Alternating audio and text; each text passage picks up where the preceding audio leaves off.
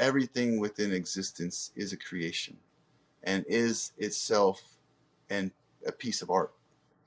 And so my definition of a happy life is being able to visually see that life is art and to know that I am living within an art form as I create the art itself, and knowing that I have full power and love to help other people feel peace and joy.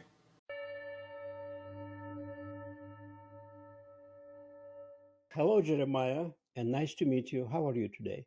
It's nice to meet you too. Thank you for asking. I'm very well. I'm doing very well. I'm glad to be here and honored to be here with I heard some rumors that you had three NDEs, not one, not two, but you. Yeah.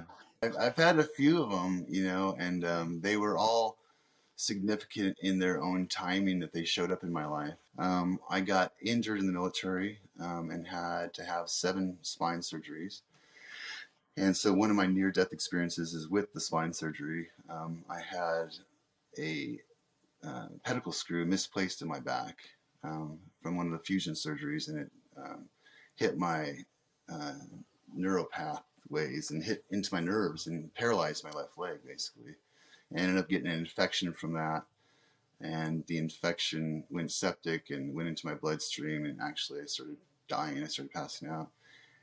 So I had lived with an injury for probably now about, I want to say 13, 14 years now with the spinal injury. And so I had become, addicted to pain medication for a while. And on top of that, I was really depressed. I was a very emotional and empathetic person. I always sympathize with people in their lives and their hearts, and always try to do kind deeds. I just didn't know how to fully understand what was going on. So, I was married 3 times, divorced 3 times. I had a really hard understanding of who I was and what I was doing here. And I suffered in depression so bad that, after my last divorce, I tried to take my own life, and thank God it didn't happen. But shortly after that, I was still on a path of destruction, not knowing which way to turn, not knowing what the meaning of this life is, what the purpose of it was. I'd been searching my whole life, but it just somehow eluded me. Um, and so I went out drinking one day with my friend, and we rode motorcycles together. And so I got this crazy idea to drive crazy on the freeway, because at that point I didn't really care about life. I tell people I was existing. I wasn't really living. I was just, my physical machinations of my body continued on, but I wasn't really interested in continuing on, so much, but I just kept living. I wasn't going to kill myself. I'd already experienced that, probably about 6 to 8 months before this accident. So I went out drinking and riding my motorcycle and ended up crashing, doing about 65, 60 on the highway, and no helmet on, and hit my head really significantly. And I remember hitting my head so significantly, everything went black, pitch black. And I remember being consciously aware of the space. And I remember thinking to myself, well, this is how I die. This is it. I always wondered how I died, and this was it. And I was stuck in this black space for a little bit, and I could feel weightlessness. I could feel free. It was beautiful. And once I realized what was going on, I kind of got a grip of where I was. Um, all these lights started coming in from outside, like shooting stars coming in, and they all formed this beautiful tunnel in front of me. And in the tunnel were these lights and were these pixels, and I remember seeing all these pixels coming together and lights to form this tunnel. And I'd start going down this tunnel. I remember being able to look at these colors and realize the emotion that each color brought. I realized that there was an emotion, there was a feeling for each color, and I remember looking into this one particular color, and inside of that color, I felt an entire experience within my life. Um, and it was the feelings of being there, but I wasn't in my body. I was like overlooking what was going on. And I remember thinking, this is really weird. Like, why am I here? Like, what am I seeing? Why am I seeing this memory? And, for instance, they were odd memories. One of them was walking into a store and saying hi to somebody. And I really remember the impact that that had for that person in my NDE experience. I remember being able to feel their emotions. Another one was I was walking home from 7-Eleven one day So with that my. was the first NDE or the This second, the is one, this is the last one. This is the the last last, one. the third one? Okay. Yeah, Hmm. I can go into the first couple if you want me to. No problem. They're Well, you not can, very significant. not very significant. Okay, then you can talk about the third one. That's fine. Yeah, those NDEs were just a lot of space, blackness, space. It was a feeling of disconnect from this place, and starting to feel what was happening in my last NDE, but it never really significantly solidified as much as this one did. This one was everything. It was the sensories. So that's why I like to talk about this one. Right.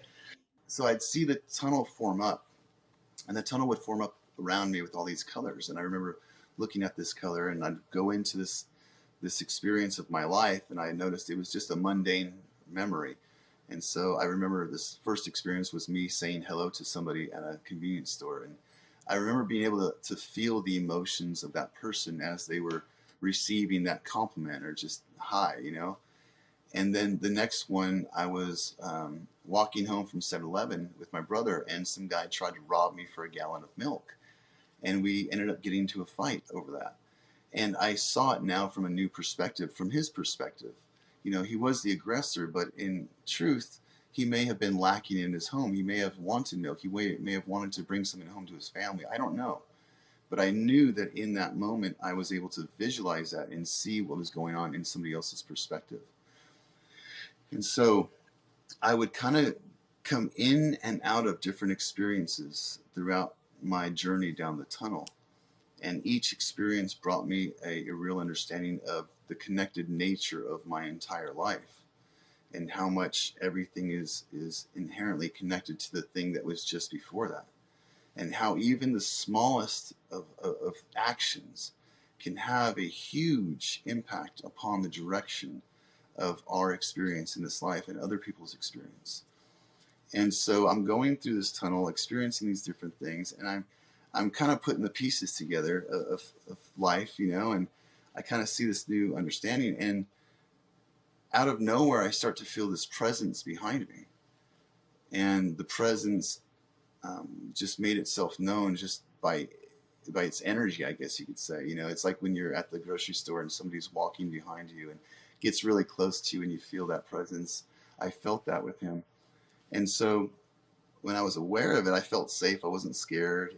I didn't turn around to see. He was just behind my left shoulder and just sitting there and following me down this path. And I come near the end where I see there's empty pixels. There's spaces where colors should be, and they're not full. And so I get the understanding that, okay, this must not be it. This is just a journey for me to understand something. And as soon as I realize that, the being behind me says three words that have changed my life, and it was become the purpose.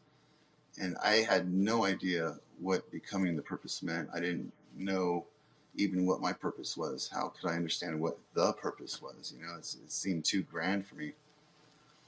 And he said, become the purpose. And as soon as he said, become the purpose, a beam of light just shoots into me from in front of me, which is all void and blackness, nothing. It just comes from nowhere into my being, into my essence, and I felt love, I felt everything. I felt like it was all of the information of the universe. And I know it sounds ridiculous, but it's just, to me, my interpretation of it was all of the information I needed for the universe was like thrust within me, or it was enlightened to me, that it was already there, but it was like shining light on the deepest crevices of who I was and what I was. And once that light hit me, I absorbed the light, and then I woke up back on the side of the highway, in my body, and now reeling in pain. I didn't really know what happened exactly, but I had an idea. And I had 8 broken ribs in 3 different places. I had a punctured lung. I had a broken wrist. I had head trauma. I had a road rash all over my body. You know, and I think, well, I've been drinking. I can't wait for the police. I just need to go home. And I ride my motorcycle a couple miles home through the back roads just to stay away from people and just get home. And I laid down on the couch at my buddy's house, and I just started thinking about everything that happened, and I couldn't breathe and whatnot, and had to be taken to the emergency room to go have a chest tube put in me. So I was rushed to the ER. They took me back there, put the chest tube in me, had to drain out all the blood in my system, and then they stayed a week in the hospital.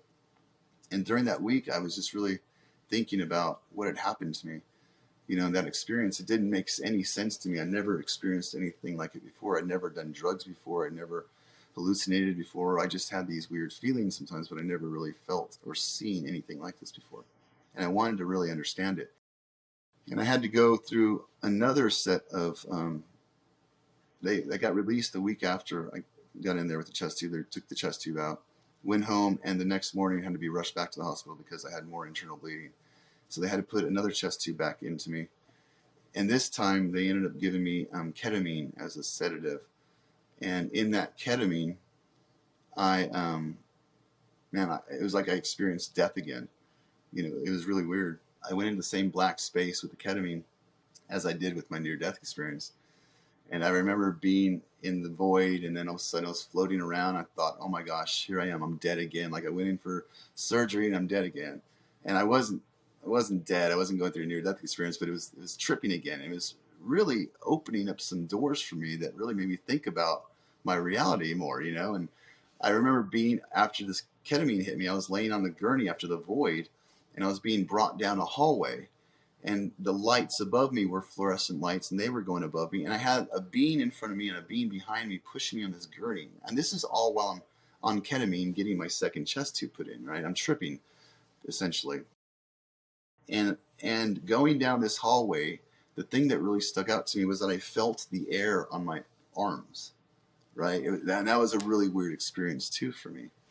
So I came out of the surgery and I had a chest tube put in, and again I'm thinking, like, what just happened to me again? This is really weird. And so I realized that I'd been on pain medication for a number of years from my accident within the military, and I realized that I had to stop taking pain medication.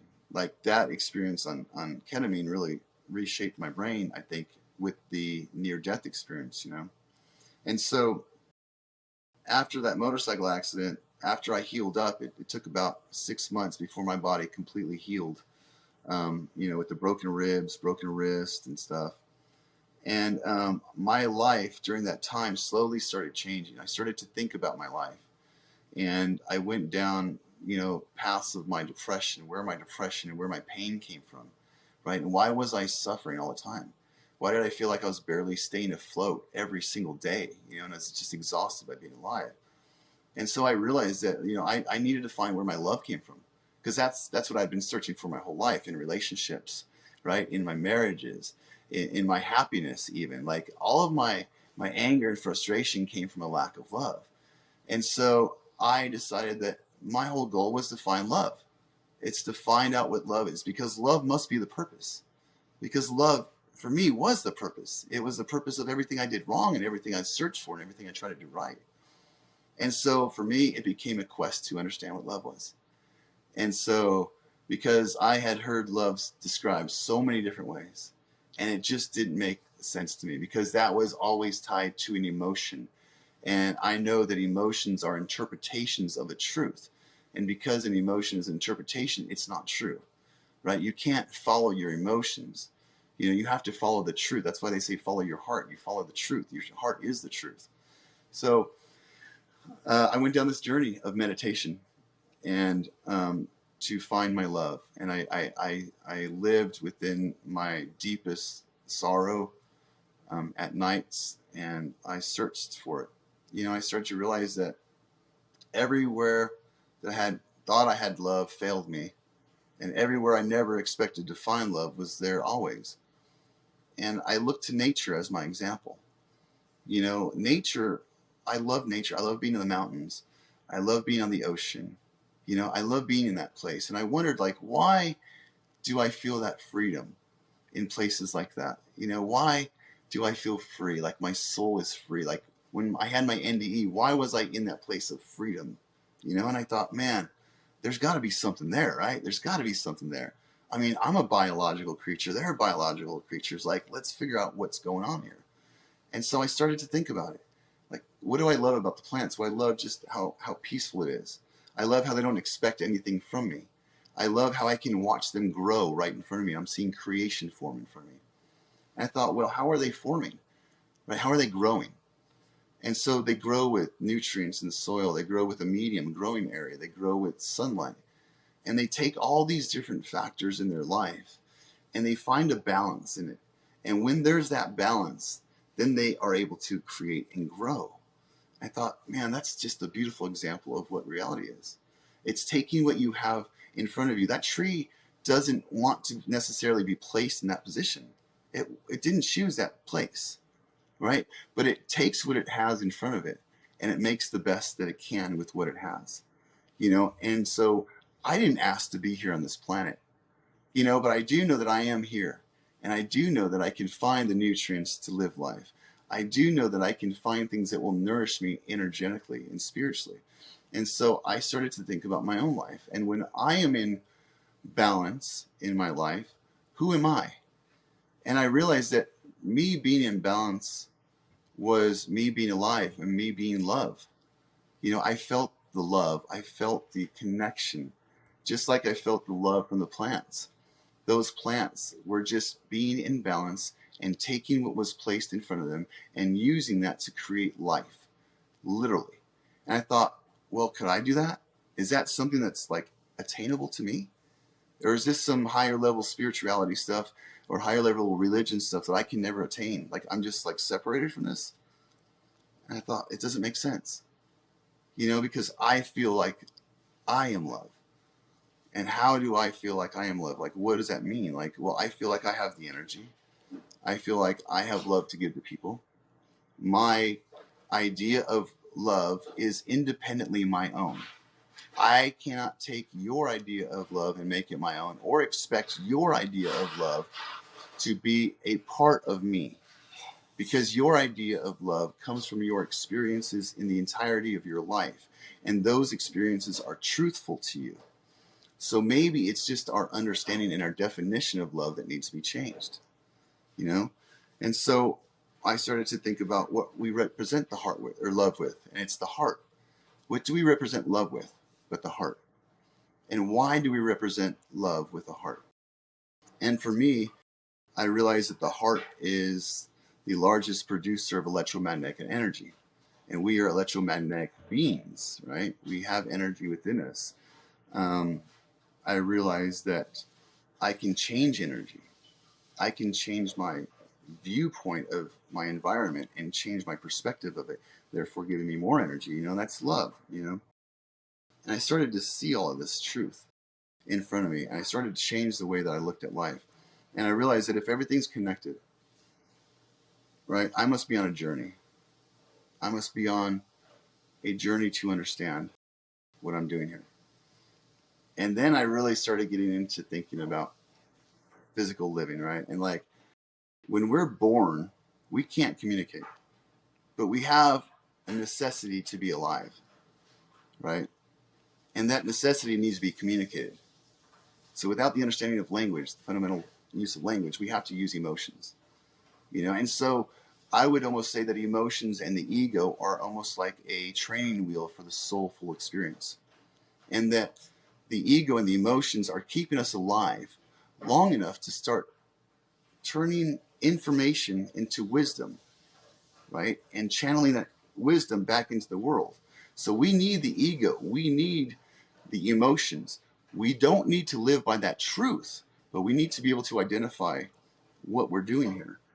And the ego is very important until we can understand language or truth, right? Then we have to shift over into a new understanding of being. So I started thinking about babies. They whine, they complain, they cry, they use their imagination. They're for the most part happy, and that seemed like who I was. And so I realized that in that moment that we're all just that child, like that inner child that we thought we lost because we're adults. It's not that. It's not true. That adult nature in who we are becomes the blockade or the facilitator for the soul to continue, or the soul being the childlike experiencer, right? And so I think we just build protection measures around that child, and we cling to that um, those training wheels for too long. We don't release the training wheels. We don't step off into our soulful experience fully. I think that's the biggest thing that we can do, is try to look at ourselves and realize that, hey, if I cut my arm off, I'm still me. If I cut my leg off, I'm still me. If my hair falls off, I'm still me. If my skin falls off, which it does every 7 years, I'm still me. So who is me? Right? I'm the thoughts. What are thoughts? Thoughts travel down neural pathways, creating, and they have synapses, that is energy with information. So we're taking in energy and information within our experience, and we're manipulating it with our senses and our mindset. So I just really started taking all this information and trying to turn this into like a life. I realized that there was no negativity. If each experience independently has brought me into this place right now, where I am the most intelligent I've ever been, because I have the most amount of information I've ever had, right? And if I can create my own reality by changing my thoughts, and I can change my actions and my words as well. And so, what if I tried to be like the plants? What if I tried to be like the example of Jesus as I was growing up in Christianity? Where Jesus said, love one another, where in the Bible, love was the greatest commandment, where love to me now became the life force within my existence. Love was the energy. That's why we represent love with the heart. The heart produces the most amount of electromagnetic energy, and they even did interestingly, they did an experiment where they hooked up an EKG and an EEG to the heart and mind, brain. And they showed these participants pictures, right? And they noticed that the heart would always respond before the brain. The heart would always respond before the brain. And that spoke something to me. That spoke a truth. Because the heart only knows two things, life and death. But the brain knows an unlimited amount of information. All of the information that you have, it's stored inside of you. It's used to process. It's used to navigate your body with your spirit through this place. Let's come back a little bit to the NDE, to your third NDE. So, what did you bring back with you from your NDE? The main thing that you brought back from that other side, and you are implementing in your everyday life here. Yeah. So for me, it was love. And when I started looking at different experiencers' testimonies and their stories, it was an overwhelming love. Everyone experienced love, and so for me, it was that love was the process of creation.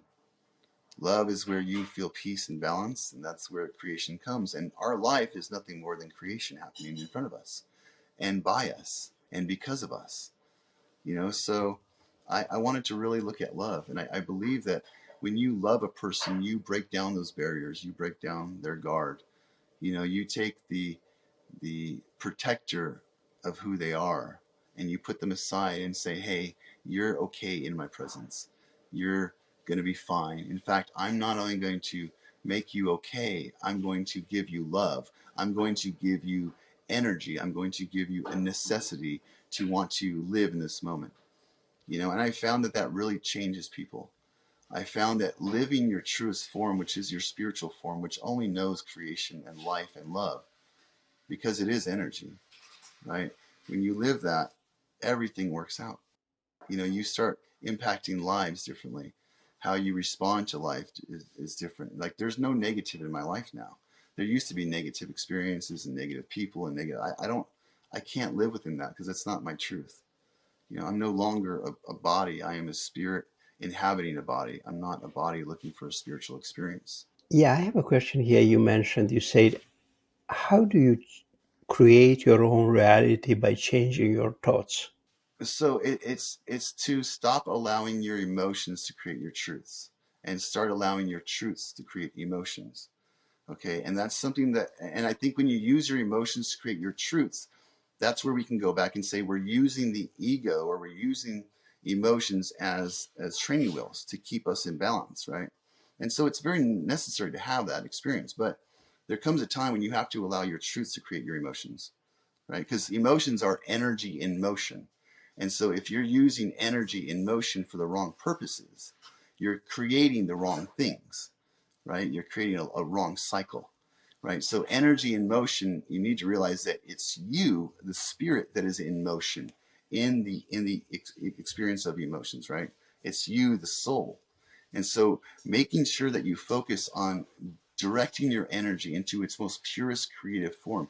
And so realizing that nothing now can be negative for you because you are the creative force of the experience. Your reality and my reality and everyone's reality happens here. So I am in charge of here. Nothing can make me believe anything. Nothing can make me want to think anything. I have to allow all that to happen, you know? So I really think it's just implementing that into our lives every day. Yeah, I want to mention one tool of changing the energy to Mm-hmm. love is gratitude, in my Right, opinion. Yeah, if you start looking at the events through the gratitude, then you change the events. You'll have a right, completely different perspective on things. Yeah, right. Yeah, gratitude is so inherent upon love. You cannot have love without gratitude, right? because you start to love things that you hate. You say, I'm Right, grateful for the things. right, Okay, I'm not complaining anymore. I'm right, going to love this. So thank you for this. So your energy changes right away. right. Exactly. So once you figure out that nothing is working against me, right? Nothing works against me. Everything is working for me. It's happening for me, not to me, right? And so it's only inherent upon me to search for the information within each experience. Then take that information, calculate it in a truth mechanism. And this is how I do it. What gives me life and what brings me death? Like go to the heart. What brings me life? Joy, happiness, experiences with people, helping other people, right? Those things bring me joy and bring me life. That's a reality. I can't, this isn't, it's not even an argument, right? It's like that's real. And I think when you look at who you are deeply, you will see a mirror of everybody. We are all the same. We all want to be healthy. We all want to be healthy and happy. We all want to be able to have family with us, right? We want to feel supported. We want to feel love. We want to feel peace. And we all want to have to know our purpose in life. Yeah, right. So that's one thing. Did you bring from the other side the knowledge of your purpose in life? Yes. I mean, our purpose it's so simple. If we look into nature, it's sitting right in front of us every day. It's creation, right? It's creation. And how do we create? Well, in we can create in a negative space, or we can create in a harmonious space. The harmonious space speaks the truth in a broad based, right? The negative creation of that only speaks to a small perspective of the experience. And so when you see the truth that nature grows in balance, and that everything, if I look at it, I can say that this is helping me become balanced, then I'm doing exactly what nature is doing. And so everything is going to help me. Everything is useful to me. Everybody that comes across my path is there for a purpose. I just have to explore how insightful and in depth am I going to go into this interaction with this person? Am I going to let them just walk past me, or am I going to mention something to them? Like I can change this reality. I change it every single day. We all do. We just aren't really sure that we know that we're doing it, but we actually are. When you came back from your third NDE, did you tell anybody about it? I didn't tell anybody at first. I didn't know how to tell anybody. Those experiences were so, so brand new for me, and it was so real that I didn't know how to tell anybody. And it wasn't until, going back to the science thing, why are people scared to be alone? Um, I had to go into a meditative state. I had to go into meditation. I had to go into that silence. That silence is the darkness. The silence is the void, and when you're in silence, you're in a space of nothingness, right? But your own soul. And so, it's important to see that. So this might be the reason people are afraid of silence because they are alone with their own thoughts, and there is a big mess going on over there in their head. Yeah. It's crazy. Yeah. I'd rather be my TV on and the music on all the time. It distracts me. It's so weird because, I had this vision. of our experience. Okay, and if you visualize this as an upside down pyramid, okay, and then it plateaus at the top, and then you have another pyramid right side up on top of it. Okay, and you think about the human experience. Okay, you think about the soul. The soul comes from a speck, comes from a point of light, right? You could say, and in that speck would be the point of the upside down pyramid. And as that soul and speck grows, it broadens its understanding. It broadens its knowledge of its world and people around it, right? And so, but you must get to a tipping point. You must get to a point where, the knowledge becomes more important than the experience, because it is the knowledge that ultimately is retained in the energy. And so when you think about this biologically, like, why do our bodies break down? Why do we get geriatric? Why do we get old? And I've always had this thought that, we get old, we become physically immobile so that all the information can become spiritually mobile. And like the upside down pyramid, we get to a place where we need to make a decision now. Are we going to keep expanding out into the broad world and broad understanding of truth? Or are we going to go back to the point, right, of reconciliation? And that's what the upside down pyramid and the right side pyramid are. It's the emotions and the body and the spirit going through life, getting all the experiences it can to finally get to a tipping point of information where you're conscious enough to now go back to the source, to now go back to the point of understanding, to go back to enlightenment, right? And enlightenment is the pure energy. I mean, the definition of energy is the ability to do work, right? The ability to do something, And so if we're not doing something that is inherently connected to our spirit, we end up doing things that are counterproductive and counterintuitive to us. And that's what I tell people all the time, is that we are the lead actor in our movie, and everybody else is supporting actors. They are supporting you. They are helping you. We look at it as negativity, but it's not. They are teaching you something inherently, and it helps us to listen. God is ultimately just information and energy. He's information and energy, and is aware of itself. And the universe is information and energy and is aware of itself. We are information and energy and are aware of itself. Like this, it's all here, you know. And we can make any change we want to make. We can make this reality anything we want it to make. We are the director. We are the actor. We are the producer. We change the lighting. We change our parameters and who we go to lunch with, what we think about. We are in control of everything. We are in control of our perceptions of people too. And when we realize that, hey, everybody is independently perfect in their own life, we're not in competition with one another. We're trying to move into a more harmonious existence. And we have this mindset. This is what the ego does. This is what the training wheels does. It says you have to go down this path, and you are the only one that can go down this path. And that's not true. We are going down this path independently. Now, when you were traveling through this tunnel and you were seeing these pixels, do you think that was your life review right there? Yeah, I do.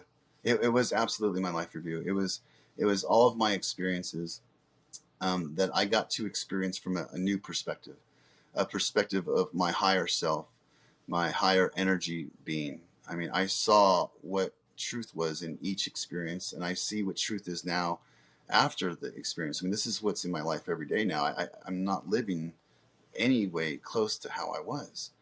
But yeah, this is absolutely, this information of this experience lasts within you. I mean, if you can have memories and it can last for this long, your memories, like, that information must be valuable, right? It's meant to be there to recall upon, not to live within, but to recall upon as a way to transform your experience. The moment that we start living within those past experiences is the moment we start living within depression, because depression is us trying to change the past and alter past events that no longer are able to be changed.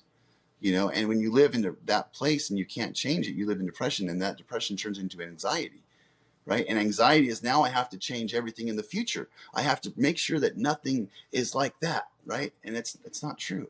So when you were on the other side, did you really feel that you were only in the present?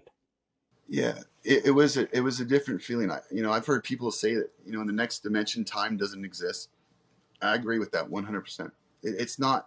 It's not time as much as it is the happening. I think it's the happening of the experience. And so we've taken the entire film, and time now has become a little film strip, a little frame. Well, right now in your life, do you manage to live in the present? Again, I think about my life like being a movie, so I live for the next scene. I live for the next scene. I live for that scene to be the most impactful that it can be. I realize that I am love. I'm not looking for love. I am the physical manifestation of love. Everybody has to understand this. You are not looking for love. You are love. Okay. You will always be love, and I think that's just it, is realizing that we are love, realizing that we change all of this. Do you fear death at all? Oh, do I have a fear of death? I don't. I don't. It's weird because for me, death is the very beginning. Death is where it starts. For me, this is a chance for me to fit into whatever mold I choose to make my spirit. And that at death, who I am finally breaks free from this skin suit, body suit, I don't know what you want to call it, avatar, and so I know that there's no pain in death. I know that for a fact.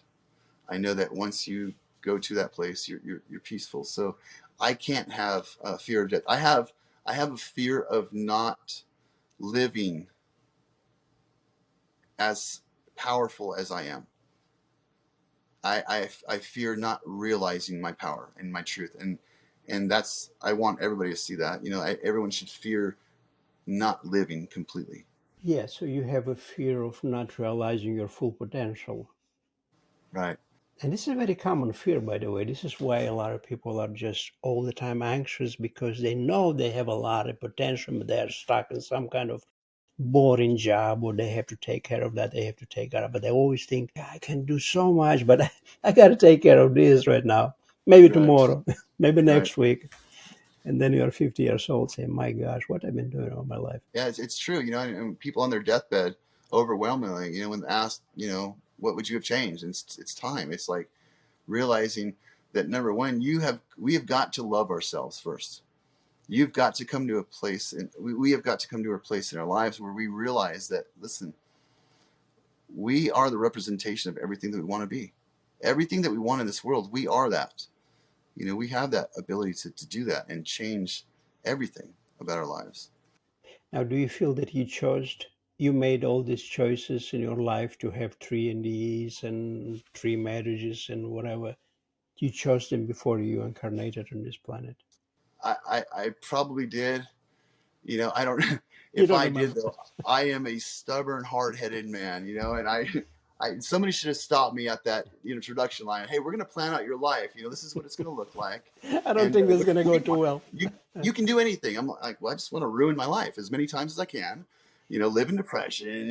Just it's crazy. I don't know, but I do know that it has been a necessity for me to have gone through all of these experiences of pain and trial in order to fundamentally fertilize the seed that was implanted within me.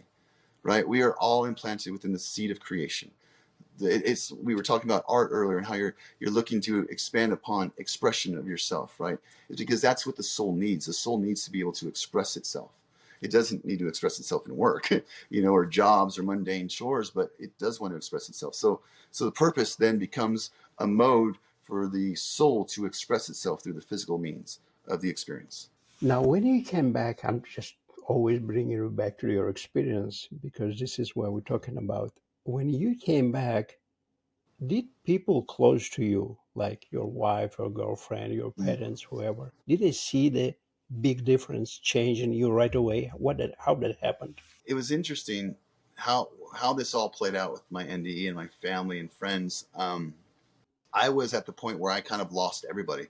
I didn't have anybody in my life. I was all self-destructive behavior. I was, just not making good choices. Just, I was responsible, but I was living very worldly, not very spiritually in tune to truth. And so after this NDE happened, it's like everything kind of fit into place where I was separate from everything. I was alone for a lot of the time. I've been retired. I wasn't working, and I had been alone and moved into my. I was in my buddy's house at the time, and I just gotten my house after the accident, and like I was sitting there alone, and I was thinking, "Oh, this is horrible. this is not the ideal place, you know? But because I didn't have people around me initially, I was able to formally and fundamentally change everything without any kind of distractions and people bogging me down and whatnot. So when I did reemerge, yeah, they didn't know who I was. They're like, "You've lost your mind. You're crazy." I'm like, I said, "Dude, if you guys just give me a little time, just follow me down these paths." And they're like, "I don't know that we can, you know." But yeah, but it looks like that because I was trying to vocally represent myself. Okay, now the people that know me, who have allowed me to manifest my truest form, they know that this isn't something that I'm just talking about. This isn't something that I just read about one day. This is this has changed my life. This has changed my reality of perception, um, like what we're doing and how we're looking at things. This is real. It's science. Science is saying the same thing that spirituality is saying now, right? And that's a weird place that we're at now. Is science is saying that immaterial things are more important than material matter, right? And that's exactly what spiritual teachings have been teaching for thousands of years. That immaterial things are more important than the physical life. This is science, right? This is not religion. This is science. And so when you look at that immaterial things are more important than physical things, you have to say, well, then none of this matters. Like it doesn't matter. Like I have to get to that higher level thinking. I have to understand, okay, what is the immaterial within me? The immaterial within me is the immortal soul that will never die. Information, just like energy, right? Just like energy. Energy can never be diminished. It can only be transferred. Okay? If our thoughts are energy and information, then that information can never be diminished. Okay? That's a scientific fact. So our thoughts are information and energy that can never be diminished. Well, where does that go? Well, it is embodied within the pattern of the soul, right? And the pattern of the soul is all of the collection of the energy and how we fundamentally changed it. You know what I mean? That's how I see it. And so you have to see that fundamentally we're not living in this physical experience. We're not. We're perceiving it as being physical, but it's not. The truth of the matter is that we are all living spiritual experiences, and the quicker that we can get on board with the spiritual mindset, spiritual way of living, the easier life is going to get. You'll be able to manifest things. You'll be able to have a clear head, clear conscience. Depression will no longer be a thing because you now love yourself and no one can validate you anymore. You are your own power. You are your own truth, right? There's a path to take, and it's a very narrow path. The Bible talks about the path of eternal life being very narrow, but this path of spirituality is very narrow as well. Now, coming back a little bit to the people that knew you before that and after that, I'm just curious. Just give me a couple of details. They said, Jeremiah, are you crazy? What happened to you? I mean, you are not. Well, not only other people, but even myself. I mean, even myself. I thought, man, maybe Jeremiah, we should go check yourself in. You know, and there's times that I even struggle with that today, honestly. You know, because it's so hard to live in two different worlds, right? Because I'm living in a spiritual mindset in a physical world, and that makes it very hard for me.